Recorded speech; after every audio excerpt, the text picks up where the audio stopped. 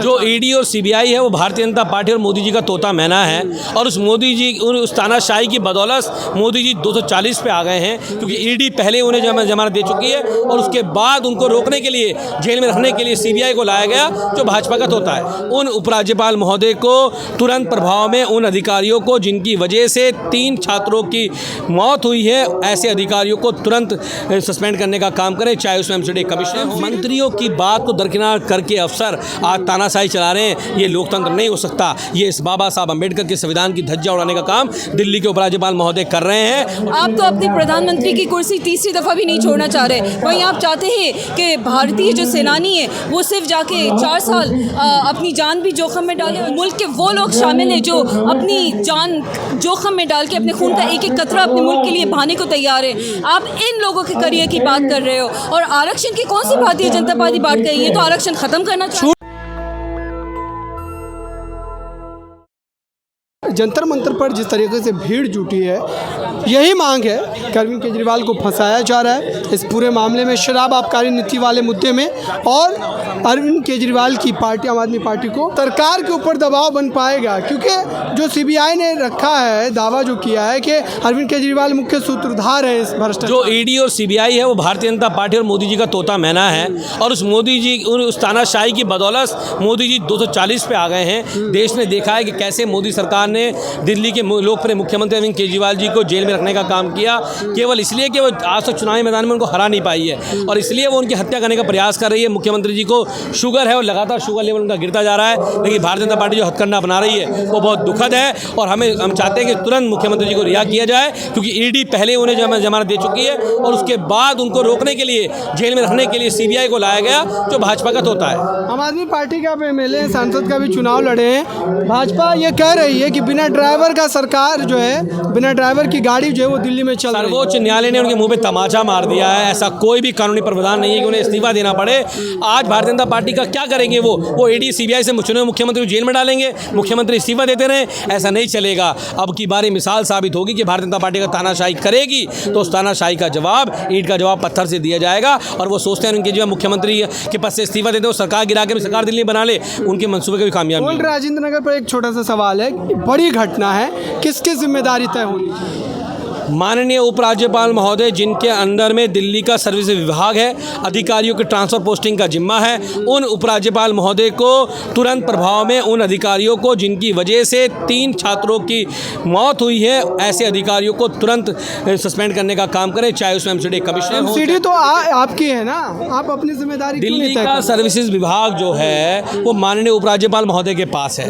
किसी को ट्रांसफर करने का अधिकार, किसी को सस्पेंड करने का अधिकार वो उपराज्यपाल महोदय के पास है। मैं तो कह रहा हूं कि पूरी रूप से एमसीडी की जिम्मेदारी है, एमसीडी की कमीशन सस्पेंड करने का काम करें। फायर डिपार्टमेंट की गलती है, फायर के सेक्रेटरी को सस्पेंड करने का काम करें, फिर उन्होंने गाज साफ नहीं करी। मंत्रियों की बात को दरकिनार करके अफसर आज तानाशाही चला रहे हैं, ये लोकतंत्र नहीं हो सकता। ये इस बाबा साहब अम्बेडकर के संविधान की धज्जा उड़ाने का काम दिल्ली के उपराज्यपाल महोदय कर रहे हैं और जो देश के लोग आज देखने का काम कर रहे हैं। चलिए, तो ये जो है इस समय और भी चेहरे मौजूद हैं, इनसे भी जानते हैं कि आखिरकार ये जो है क्या सोचते हैं। और भी लोग यहाँ पर मौजूद हैं, इनसे भी समझने की कोशिश करते हैं कि आखिरकार ये जो अरविंद केजरीवाल को लेकर के या फिर अरविंद केजरीवाल की रिहाई को लेकर के जो पूरे तौर पर यहाँ पर तमाम चेहरे मौजूद हैं, दरअसल वो अब किस तरीके से जो है इस लड़ाई को लड़ने वाले हैं। चूँकि सीबीआई ने इस पूरे मामले में बड़ी बात कही है और ये क्या है कि अरविंद केजरीवाल जो है इस पूरे जो भ्रष्टाचार के सूत्रधार है और इसलिए उनको गिरफ्तार करना जो वो ज़रूरी था।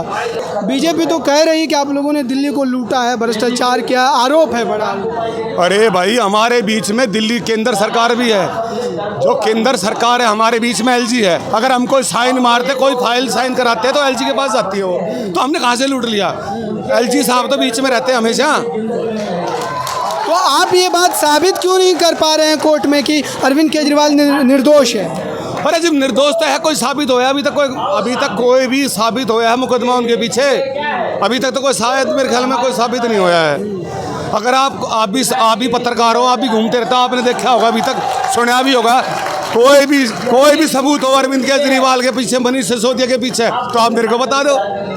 आपका कहना है कि सभी नेताओं को फंसाया जा रहा है, झूठा आरोप है। अरे जो ये बार बार बोलते हैं दारू, ये शराब नीति, शराब घोटाला, अरे शराब घोटाला हरियाणा में जाकर देखो, हमारे साथ में हरियाणा पड़ता, गली गली में ठेके खुले हुए हैं। जो शीतला माता का मंदिर है ना, उसके साथ में बिल्कुल दीवार का दीवार भिड़ी हुई है, ठेके का गोदाम बना हुआ है, वहाँ बैलवन बोलते हैं उसको। तो हमारे कहा शराब के ठेके, शराब के घोटाले हरियाणा में होते हैं, जितने भी होते हैं। चलिए, तो जो है इनकी राय है कि ये जो है आरोप है और एक तरीके से फंसाने की कोशिश जो है वो की गई है। मैम, आप क्या कहेंगी, ये आम आदमी पार्टी को लेकर के जो केंद्र सरकार या सीबीआई, ईडी जिस तरीके से लगातार आरोप मढ़ रही है भ्रष्टाचार के, आप लोगों ने क्या कैसे देखती हैं, और अब अरविंद केजरीवाल को क्या रिहाई मिलेगी, जमानत मिलेगी?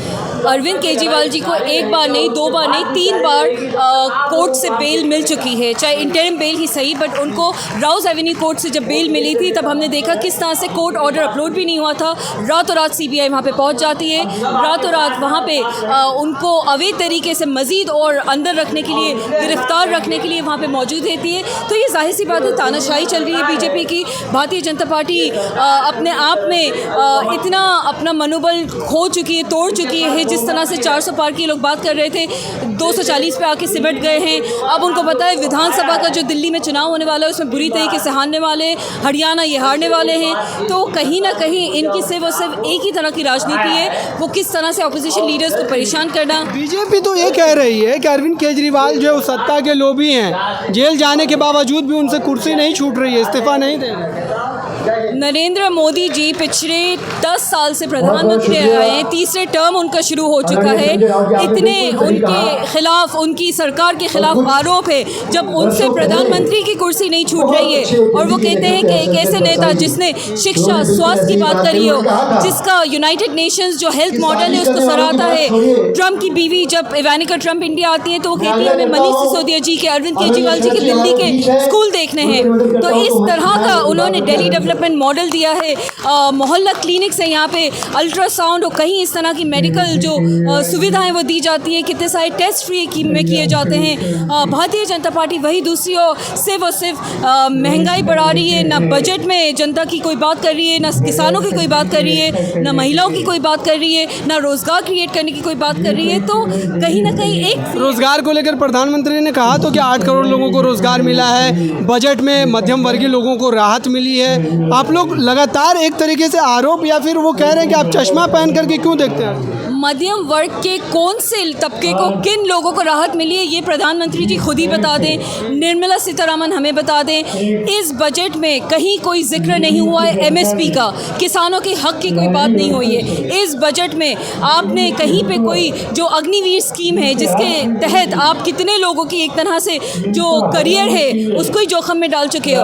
आप तो अपने प्रधानमंत्री की कुर्सी तीसरी दफ़ा भी नहीं छोड़ना चाह रहे। वहीं आप चाहते हैं कि भारतीय जो सेनानी है वो सिर्फ जाके 4 साल अपनी जान भी जोखिम में डाले और 4 साल अपनी, क्योंकि एक जो सेना में भर्ती होता है वो ज़िंदगी भर के लिए एक शख्स भर्ती होता है। आप चाहते हैं 4 साल में वो सेना को सर्व करे और फिर निकल जाए। तो किस तरह की स्कीम है ये? किसी भी और तरीके की आरक्षण मिलेगा अग्निवीरों को, यूपी में मुख्यमंत्री योगी आदित्यनाथ ने इस बात का ऐलान किया है। तो आप लोग अग्निवीर को इतना बड़ा मुद्दा क्यों बना? बड़ा मुद्दा बिल्कुल है, क्योंकि इसमें हमारे भारतीय सेना शामिल है, इसमें मुल्क के वो लोग शामिल है जो अपनी जान जोखिम में डाल के अपने खून का एक एक कतरा अपने मुल्क के लिए बहाने को तैयार है। आप इन लोगों के करियर की बात कर रहे हो और आरक्षण की कौन सी भारतीय जनता पार्टी बात कर रही है? तो आरक्षण खत्म करना, छूट मिलेगी अग्निवीर से जो लौट करके आएंगे उनको यूपी सरकार अलग अलग जो है पुलिस विभाग में छूट के साथ भर्ती कराएगी। भारतीय जनता पार्टी का तो कहीं ना कहीं पहली बात तो अग्निवीर स्कीम अपने आप में गलत है।